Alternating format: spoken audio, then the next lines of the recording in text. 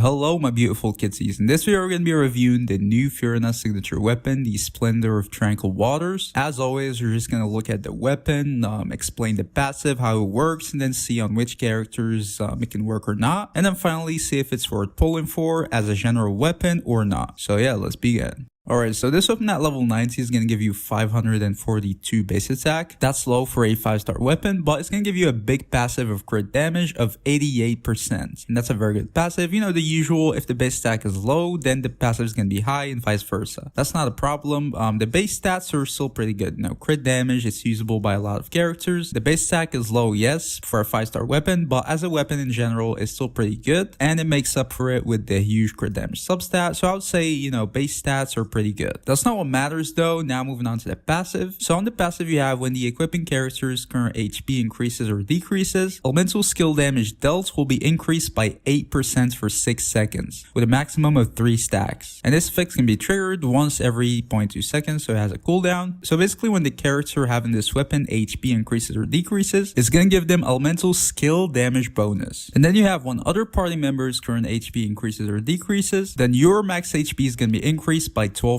for 6 seconds again. Maximum of only 2 stacks this time and can only be triggered once every 0.2 seconds. And also even if you're not on field. So this is going to happen every time another character other than the character having this weapon get healed or loses HP. So if 2 characters, you know, get healed or lose HP, you're going to gain the 2 stacks. The thing is it has a 0.2 seconds cooldown. So if like a character heals all the characters in the party, you're only going to gain 1 stack. It's got to be like 2 different ticks for it to work. So pretty much all this weapon gives you is going to be 24% elemental skill damage bonus, and then also 24% HP increase. That's it. Also, to get that, you're gonna have to lose HP on your character using this weapon, also all of your party members. But yeah, that's it pretty much for the passive. It's pretty simple. I don't think, you know, much explaining is needed. Now let's move on to characters, and we're gonna see on which characters it's gonna work and which characters it's not gonna work. So again, right off the bat, as you guys can see here, this is gonna be a very niche passive, and I'm talking like very niche. First of all, to even activate the passive is going to require you to, you know, alter your team members' HP and also your own HP, which is not available for most characters. You're going to need outside characters to do that. And the second thing is, even when you do that and get the passive, it's going to increase elemental skill damage bonus specifically, and then also your max HP. Most characters won't really need that. If they deal damage with their elemental skill, it's not going to be like a big part. So having elemental skill damage bonus is not really going to matter that much. Then HP percentage is just whatever for most characters too. There are not many characters who scale with HP, and if they are, they're not many. Also, a lot of them don't even care about damage, so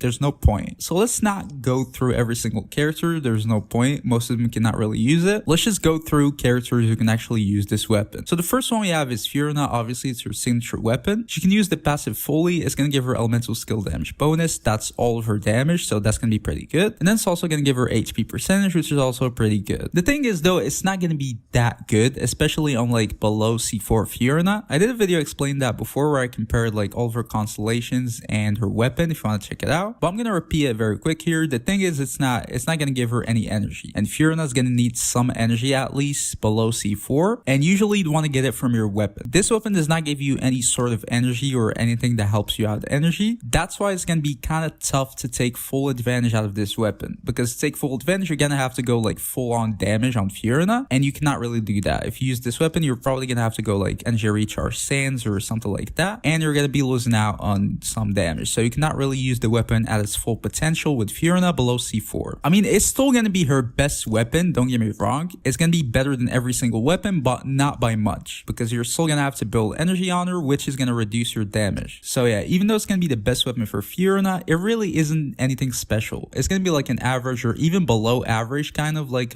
signature weapon. So it really isn't like, you know, necessary at all for Furina. You can use other weapons and they're gonna work fine. If you want to invest in her, then going for constellations is definitely gonna result in more damage, up to C4. And honestly, even higher than C4, there really is a debate, because at C4 you're not gonna need like energy recharge weapons. You can start using like normal crit weapons, and when you compare it to something like the, I don't know, the Jade Cutter or any, you know, normal crit damage weapons or crit rate weapons, it really isn't like, you know, game changing better, you know what I mean? It's definitely gonna be, you know, noticeable as a signature weapon, weapon, but it's not like game breaking or anything like that. All I'm saying is basically is that for a weapon with that niche, you would expect it to be, you know, necessary on the character who can actually use it, that it's made for, but it's not really necessary for Furina. That's pretty much what I'm saying. But yeah, another character who can use this weapon is gonna be Al-Haytham. He uses a lot of elemental skill damage bonus. The HP is gonna be wasted, but it's gonna help him out with elemental skill damage bonus, which is good, I guess. He's gonna be able to use this weapon. Obviously you're gonna need a healer on the party or Furina in the party for it to work, because he cannot change his own HP on his own or the other character's HP. The other character's HP is not really necessary, but his own HP is gonna be necessary to gain the elemental skill damage bonus. So you're gonna need either a healer or just take damage, I guess, or something like that. You gotta figure it out. But yeah, you're not gonna have like the default activated passive, but if you do activate the passive, it's gonna help him out a little bit. It's probably gonna be a good weapon on him. I'm not sure if it's gonna be like, you know, comparable to signature at all, but it's probably gonna be an S tier weapon on him. It's still gonna be pretty good. So yeah, Al-Haytham can definitely use this weapon. And then finally, the last character I can think of who can kind of use this weapon, maybe Nilou. Most of her damage is gonna be from her elemental skill, and then obviously you have the HP, which she likes. So it's definitely gonna be usable on Nilou. The thing is, it's the same problem. It's that you're probably not gonna be able to have the passive without a healer or Furina on your team. So again, you gotta keep that in mind.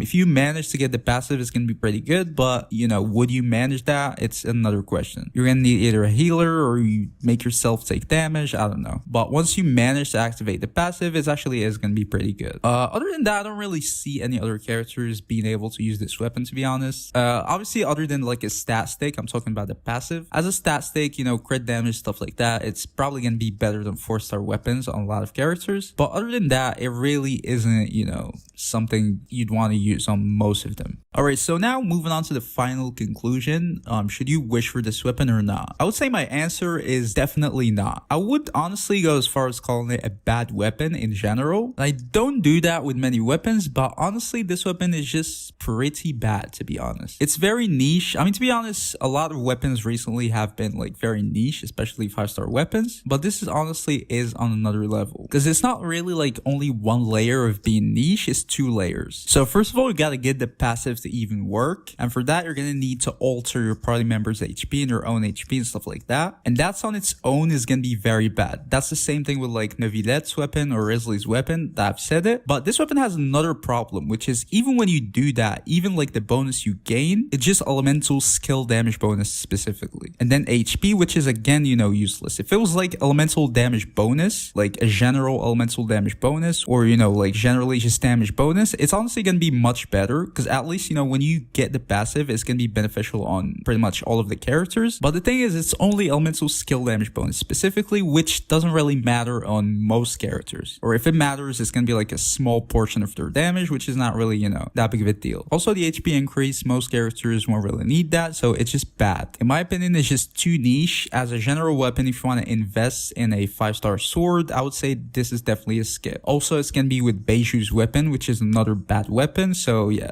I would say definitely skip this weapon. Even for Furina herself, to be honest, I would say just go for constellations, unless you want to like obviously max her out completely, then this weapon is gonna be, you know, pretty good on her. If you want to get like C4 and then this weapon or something like that, but if you want to just get it for Furina, other than the looks, I mean, it looks good, I'll give you that, but other than that, it really isn't necessary at all. Constellations are much better if you want to invest in her. And for other characters that I explained before, it's gonna be pretty much useless. I mean, bro, I miss like old 5-star weapons where it's actually like you feel like you're getting something with value, because like, you know, if you look at like the OG 5-star weapons, like for example the Jade Cutter, it's just you have crit rate and then HP increase by 20%, just like a flat HP increase, and then gives you attack based on your HP. It's just a very, you know, complete weapon. Increases your HP a little bit and then gives you attack from your HP and then crit rate from the substat, and you're good. And the thing is, you don't need any requirements, you know, you just equip this weapon and you get the bonuses. Right now, every weapon is just like, oh, your character's got to be named Furina for the passive to work. It's just too niche. But yeah, this weapon is definitely a skip.